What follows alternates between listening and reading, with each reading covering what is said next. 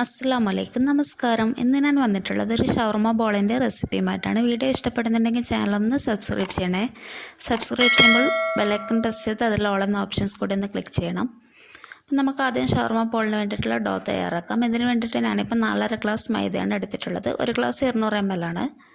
പിന്നെ ഒരു ഗ്ലാസ് ഇളം ചൂടുള്ള വെള്ളത്തിലേക്ക് കുറച്ച് പഞ്ചസാരയും ഉപ്പും അതുപോലെ തന്നെ 3/4 ടേബിൾ സ്പൂണോളം ഇൻസ്റ്റൻറ്റ് ഈസ്റ്റ് കൂടി ചേർത്ത് കൊടുക്കുന്നുണ്ട്. ഇതിനെ നന്നായിട്ടൊന്ന് മിക്സ് ചെയ്തെടുക്കാം. ഈ ഒരു സെയിം ഗ്ലാസ്സിൽ തന്നെ ഞാനിപ്പം ഒരു ഗ്ലാസ് ഇളം ചൂടുള്ള പാൽ കൂടി എടുത്തിട്ടുണ്ട്. പിന്നെ ആവശ്യത്തിനുള്ള വെള്ളവും പാലും ചേർത്തിട്ട് നമുക്ക് മാവ് കുഴച്ചെടുക്കാം. പിന്നെ വെള്ളത്തിൻ്റെ ചൂട് കൂടി പോവാതിരിക്കാൻ ശ്രദ്ധിക്കണം. നല്ല ചൂടായി കഴിയുമ്പോൾ ഈസ്റ്റ് ഡൈ ആയി പോകും. അതുകൊണ്ട് ഇളം ചൂടിൽ മാത്രം എടുക്കാൻ വേണ്ടിയിട്ട് ശ്രദ്ധിക്കണം. ഞാനിപ്പോൾ ഇതിനെ ചപ്പാത്തി മാവിനെക്കാട്ടിലും അയന്ന രീതിയിലാണ് കുഴച്ചെടുക്കുന്നത്. ഇതിലേക്ക് 2 സ്പൂൺ സൺഫ്ലവർ ഓയിൽ കൂടി ആഡ് ചെയ്തിട്ടുണ്ട്. ഞാനിപ്പോൾ ഷവർമ ബോൾ റെസിപ്പി കൊണ്ടാണ് ഈ ഒരു രീതിയിൽ ചെയ്യുന്നത്. പിന്നെ മാവൊക്കെ പരത്തിയിട്ടൊക്കെ ചെയ്യുന്ന സമയത്ത് നമുക്ക് പൂരി മാവിൻ്റെ ഒക്കെ രീതിയിൽ കുഴച്ചെടുത്താൽ മതി. ഇതിനെ 2 മുതൽ 4 മണിക്കൂർ വരെ റെസ്റ്റ് ചെയ്യാൻ വെക്കാം. പിന്നെ ഞാനിപ്പോൾ ഒരു 10 മീഡിയം സൈസ് ചിക്കൻ പീസസ് എടുത്തിട്ടുണ്ട്. ഇതിലേക്ക് കുറച്ച് ഉപ്പും അതുപോലെ തന്നെ ചിക്കൻ മസാലപ്പൊടി കൂടി ചേർത്തിട്ടുണ്ട്. ഇത് ഓപ്ഷണലാണ്. പിന്നെ ഒരു തക്കാളിയുടെ പൾപ്പാണ് ഞാനിപ്പോൾ ചേർക്കുന്നത്. പിന്നെ ഒരല്പം തൈരും വേണമെങ്കിൽ ചേർത്താൽ മതി, നിർബന്ധമില്ല. പിന്നെ ഒരല്പം മല്ലിയില, അതുപോലെ തന്നെ വെളുത്തുള്ളി, 2 പച്ചമുളക്, ഒരു പകുതി ചെറുനാരങ്ങ കൂടി എടുത്തിട്ടുണ്ട്. പിന്നെ ബോൺലെസ് പീസാണ് എപ്പോഴും നല്ലത്. ഇപ്പോൾ എൻ്റെ കയ്യിൽ ഇപ്പോൾ ഈ ഒരു പീസസേ ഉള്ളൂ, അതുകൊണ്ടാണ് ഇത് ഉപയോഗിച്ചിട്ടുള്ളത്. പിന്നെ ഇതിലേക്ക് കുറച്ച് മഞ്ഞൾപ്പൊടി കൂടി ചേർത്ത് കൊടുക്കാം. മഞ്ഞൾപ്പൊടി കൂടി പോകരുത്. ഇപ്പം ഞാൻ ചേർത്തത് ഇത്തിരി അധികമായിട്ടുണ്ട്. ഒരു കളറിന് വേണ്ടിയിട്ട് മാത്രം വേണമെങ്കിൽ ചേർക്കാം. പിന്നെ ഇതിലേക്ക് കുറച്ച് കുരുമുളക് പൊടി കൂടി ചേർത്ത് കൊടുത്തിട്ടുണ്ട്. ഇതിലേക്ക് നാരങ്ങ നീര് കൂടി ചേർത്ത് കൊടുക്കാം. അതിനുശേഷം നന്നായിട്ടൊന്ന് മിക്സ് ചെയ്തെടുക്കണം. പിന്നെ നമുക്കിത് അടച്ച് വെച്ചിട്ട് മീഡിയം ഫ്ലെയിമിൽ വേവിച്ചെടുക്കാം.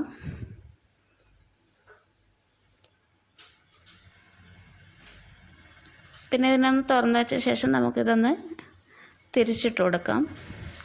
അതിനുശേഷം ഒന്നുകൂടി ഒന്ന് അടച്ച് വെച്ചിട്ട് പിന്നെ നമുക്ക് തുറന്ന് വെച്ച ശേഷം ഇതിലുള്ള വെള്ളമൊക്കെ ഒന്ന് വറ്റിച്ചെടുക്കാം. അതിനുശേഷം ഫ്ലെയിം ഓഫ് ചെയ്യാം. പിന്നെ ഞാനൊരു പാനിലേക്ക് ഇപ്പം കുറച്ച് സൺഫ്ലവർ ഓയിൽ ആഡ് ചെയ്തിട്ടുണ്ട്. അതിലേക്ക് ഈ ഒരു ചിക്കൻ പീസസ് ചേർത്ത് കൊടുത്തിട്ട് മീഡിയം ഫ്ലെയിമിലൊന്ന് ഷാലോ ഫ്രൈ ചെയ്തെടുക്കാം. ചെറുതായിട്ടൊന്ന് തിരിച്ചും മറിച്ചിട്ട് കൊടുത്താൽ മതി. പെട്ടെന്ന് തന്നെ ഫ്ലെയിമിൽ നിന്നും മാറ്റിക്കൊടുക്കാം. പിന്നെ വീഡിയോസൊക്കെ ഇഷ്ടമാകുന്നുണ്ടെങ്കിൽ ഒന്ന് ലൈക്ക് ചെയ്യണം. അതുപോലെ തന്നെ ഫ്രണ്ട്സും ഫാമിലിക്കൊക്കെ ഒന്ന് ഷെയർ ചെയ്ത് കൊടുക്കണേ, സപ്പോർട്ട് ചെയ്യണം. അപ്പം ഞാനിപ്പോൾ ഇതിന് ഉള്ള മസാല ചെയ്യാൻ വേണ്ടിയിട്ട് ഞാനിപ്പം ഒരു ക്യാബേജിൻ്റെ പകുതി എടുത്തിട്ടുണ്ട്. അത് ഈ ഒരു സെയിം ഓയിലിൽ തന്നെ ചേർത്ത് കൊടുക്കാം. പിന്നെ ഇതിലേക്ക് ഞാനിപ്പോൾ ഒരു മീഡിയം സൈസ് ക്യാരറ്റാണ് എടുത്തിട്ടുള്ളത്. ഞാനിപ്പം ക്യാബേജിൻ്റെ പകുതി അളവിലെ ക്യാരറ്റ് ഉപയോഗിക്കുന്നുള്ളൂ. വേണമെങ്കിൽ ഒരേ അളവിലെടുക്കാം, കുഴപ്പമൊന്നുമില്ല. ഞാനിപ്പം സവാളയൊന്നും ചേർക്കുന്നില്ല. പിന്നെ ഇതിലേക്ക് 2 പച്ചമുളക് അരിഞ്ഞതോടെ ചേർത്ത് കൊടുക്കാം. അതിനുശേഷം ഇതിനെ ഹൈ ഫ്ലെയിമിൽ 2-3 സെക്കൻഡ് നേരം മാത്രം ഒന്ന് ഇളക്കി കൊടുക്കാം. ഇതിലുള്ള വെള്ളമൊക്കെ ഒന്ന് വറ്റാൻ വേണ്ടിയിട്ട് മാത്രം. പിന്നെ ഇതിലേക്ക് കുരുമുളക് പൊടിയും ഉപ്പും കൂടി ചേർത്ത് കൊടുക്കാം. പിന്നെ ഇതിലേക്ക് ചെറുനാരങ്ങ നീര് കൂടി ചേർക്കാം. അതിനുശേഷം നമുക്ക് ക്യാപ്സിക്കം ചേർത്തിട്ടൊന്ന് ഇളക്കിയിട്ട് പെട്ടെന്ന് തന്നെ ഫ്ലെയിം ഓഫ് ചെയ്യാം. പിന്നെ ഈ പച്ചക്കറി ഒരിക്കലും വെന്ത് കുഴയാനൊന്നും പാടില്ല. ഇതിൽ വെള്ളം പോകാൻ വേണ്ടിയിട്ട് മാത്രമാണ് ഒന്ന് ഹൈ ഫ്ലെയിമിലിട്ടിട്ടൊന്ന് ഇളക്കിയിട്ട് എടുക്കുന്നത്. പിന്നെ മയോണൈസ് ചെയ്യാൻ വേണ്ടിയിട്ട് ഞാനിപ്പം ഒരു മിക്സിയിലേക്ക് 8 അല്ലി വെളുത്തുള്ളി ചേർത്ത് കൊടുക്കുന്നുണ്ട്. ഇതിലേക്ക് 2 മുട്ട കൂടി ചേർത്ത് കൊടുക്കാം.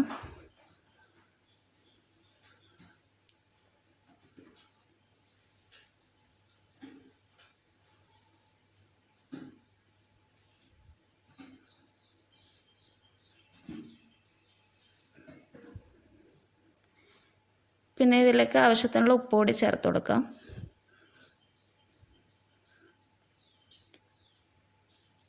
അതിനുശേഷം ഞാനിപ്പോൾ 2 സ്പൂണോളം വിനാഗിരി കൂടി ചേർത്ത് കൊടുക്കുന്നുണ്ട്.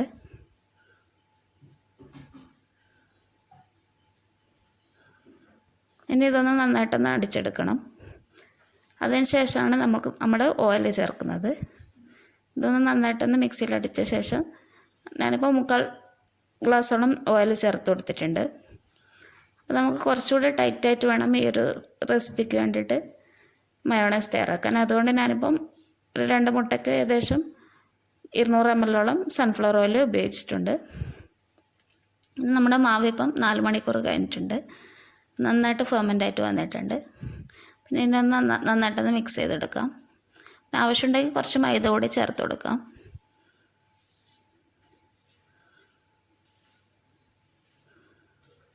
നന്നായിട്ടൊന്ന് മിക്സ് ചെയ്ത ശേഷം നമുക്ക് ചെറിയ ചെറിയ ബോൾസാക്കിയിട്ട് എടുക്കണം. നമ്മുടെ ഉന്നക്കായ്ക്കൊക്കെ എടുക്കുന്നതിൻ്റെ പകുതി അളവിൽ മാത്രം ചെറിയൊരു ബോൾസാക്കിയിട്ട് അങ്ങനെ എടുത്താൽ മതി. പിന്നെ ഉന്നക്കായുടെ ഷേപ്പിലേക്ക് ഇതിനൊന്ന് ഉരുട്ടി കൊടുക്കണം.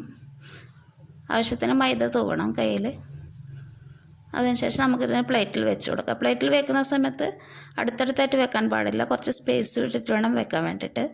അടുത്തടുത്ത് വെച്ച് കഴിഞ്ഞാൽ ഇതൊക്കെ ഒക്കെ കൂടെ ഒട്ടിപ്പിടിക്കും, അതൊന്ന് ശ്രദ്ധിക്കണം. പിന്നെ ഞാൻ കഴിഞ്ഞ ലൊട്ടയുടെ വീഡിയോ ചെയ്യുമ്പോൾ ഒരു കാര്യം പറയാൻ വിട്ടുപോയിട്ടുണ്ടായിരുന്നു. അപ്പോൾ അത് ലൊട്ട ചെയ്യുമ്പോൾ അങ്ങനെ തന്നെയാണ് ചെയ്യേണ്ടത്, അടുത്തടുത്ത് വെക്കാൻ പാടില്ല. പിന്നെ ഞാനിപ്പോൾ മൈദയും വെള്ളം ചേർത്തിട്ടൊരു ദോശമാവ് പരുവത്തിൽ കലക്കിയെടുത്തിട്ടുണ്ട്. അതിൻ്റെ കട്ടി കൂടി പോകരുത്, അതൊന്ന് ശ്രദ്ധിക്കണം. അതിലേക്ക് നമുക്ക് ഈ ഒരു ബോൾസ് മുക്കിയെടുത്തിട്ട് ബ്രെഡ് ക്രംസിൽ മുക്കിയിട്ട് അങ്ങനെ പ്ലേറ്റിലേക്ക് വെച്ച് കൊടുക്കാം. പിന്നെ ഇതിനെ വേറൊരു രീതിയിൽ ചെയ്യുന്നുണ്ട്. അത് ഇത്തിരി വലിപ്പമുള്ള മാവെടുത്ത ശേഷം ഭട്ടൂരയ്ക്കൊക്കെ പരത്തുന്ന പോലെ പരത്തിയിട്ട് ഇലയുടെ ഷേപ്പിലൊന്ന് മുറിച്ചെടുത്തിട്ട് ഈ സെയിം രീതിയിൽ തന്നെ മൈദ മാവിൽ മുക്കിയിട്ട് ബ്രെഡ് ക്രംസ് മുക്കിയിട്ട് അങ്ങനെ പൊരിച്ചെടുക്കാം. ആ ഒരു മെത്തേഡാണ് കുറച്ചുകൂടി ഈസി ആയിട്ടുണ്ടാവുക. പിന്നെ നമുക്ക് ചൂടായിട്ടുള്ള പാം ഓയിലിലേക്ക് ഈ ഒരു ബോൾസിനെ ചേർത്ത് കൊടുക്കാം. ഇതിനെ മീഡിയം ഫ്ലെയിമിൽ വെച്ചിട്ട് നന്നായിട്ടൊന്ന് ഫ്രൈ ചെയ്തെടുക്കണം. നല്ല ഗോൾഡൻ ബ്രൗൺ കളർ ആവുന്നത് വരെ നന്നായിട്ട് ഫ്രൈ ചെയ്തെടുക്കാം. ഇനി നമുക്ക് എണ്ണയിൽ നിന്ന് മാറ്റാം. ഇങ്ങനെ മുഴുവൻ ബോൾസും ചെയ്തെടുക്കുക.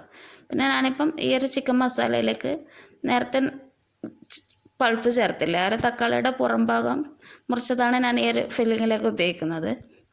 അതും ചേർത്തിട്ടുണ്ട്. പിന്നെ കുറച്ച് മയോണൈസ് കൂടി ചേർത്തിട്ട് നന്നായിട്ടൊന്ന് മിക്സ് ചെയ്തെടുക്കാം. പിന്നെ എരിവ് ഉപ്പൊക്കെ ആവശ്യമുണ്ടെങ്കിൽ ചേർത്ത് കൊടുക്കണം. എരിവൊക്കെ വേണമെന്നുണ്ടെങ്കിൽ കുറച്ച് കുരുമുളക് പൊടി ചേർത്ത് കൊടുത്താൽ മതി. പിന്നെ ഇതിൽ നിന്ന് ഈ ബോളെടുത്തിട്ട് ചെറുതായിട്ട് കത്തി കൊണ്ടൊന്ന് വരണ ശേഷം ചെറിയ സ്പൂൺ ഉപയോഗിച്ചിട്ട് ഇതിൻ്റെ ഉൾവശത്തുള്ള ഭാഗം നമ്മൾ ചുരണ്ടിക്കളയണം. കുറച്ച് ഷാർപ്പ് എഡ്ജായിട്ടുള്ള സ്പൂണായിരിക്കും എപ്പോഴും നല്ലത്. അപ്പം ഞാൻ നേരത്തെ പറഞ്ഞ ഒരു ഭട്ടൂര രീതിയിൽ ചെയ്യുമ്പോൾ നമുക്ക് ഈ ഒരു സ്റ്റെപ്പ് ഒഴിവായി കിട്ടും, അതാണ് കുറച്ചുകൂടി എളുപ്പം. അപ്പോൾ നമുക്ക് ഇങ്ങനെ ചുരണ്ടിയെടുക്കേണ്ട ആവശ്യം വരില്ല, കത്തി കൊണ്ട് വരുന്ന ശേഷം തന്നെ ഫില്ലിങ് നിറക്കാൻ പറ്റും. ഇതിലേക്ക് ഞാനിപ്പം ഒരു ചെറിയ സ്പൂൺ മയോണൈസ് ആഡ് ചെയ്ത് കൊടുത്തിട്ടുണ്ട്. പിന്നെ ഇതിലേക്ക് ഒരു 2 സ്പൂണോളം ഫില്ലിങ് ചേർത്ത് കൊടുക്കുക.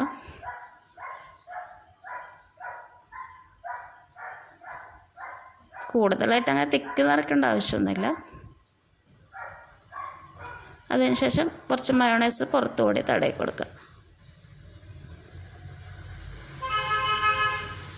ഇപ്പോൾ ഈ പുറം ഭാഗത്ത് ഈ ഒരു മയോണൈസ് ഇങ്ങനെ ചെയ്യുന്നത് കൊണ്ടാണ് ഞാൻ കുറച്ച് കട്ടിയായിട്ട് മയോണൈസ് ചെയ്തത്. അപ്പോൾ നമ്മൾ സാധാരണ ചെയ്യുന്ന രീതിയിൽ കുറച്ച് ലൂസിൽ ചെയ്യുമ്പോൾ ഇതൊക്കെ ഒന്ന് ഒഴുകി വരും. അതുകൊണ്ടാണ് ഞാൻ ഈ ഒരു റെസിപ്പിക്ക് ഇങ്ങനെ ടൈറ്റിൽ ചെയ്യുന്നത്. അപ്പോൾ ഈ ഒരു രീതിയിൽ തന്നെ ചെയ്യാൻ വേണ്ടിയിട്ട് ശ്രദ്ധിക്കണം. മയോണൈസ് നന്നായിട്ട് ചേർക്കുമ്പോഴാണ് അതിൻ്റെ ഒരു ടേസ്റ്റ് ഉണ്ടാവുക. അപ്പോൾ ഈ ഒരു സ്റ്റെപ്പ് സ്കിപ്പ് ചെയ്യാതൊന്ന് ശ്രദ്ധിക്കണം. ഞാനിപ്പോൾ മുഴുവനും ഇതേപോലെ ചെയ്തെടുത്തിട്ടുണ്ട്. എല്ലാവർക്കും റെസിപ്പി ഇഷ്ടമായെന്ന് വിശ്വസിക്കുന്നു. എല്ലാവരും ഈ ഒരു രീതിയിൽ ട്രൈ ചെയ്ത് നോക്കണം. Thank you for watching.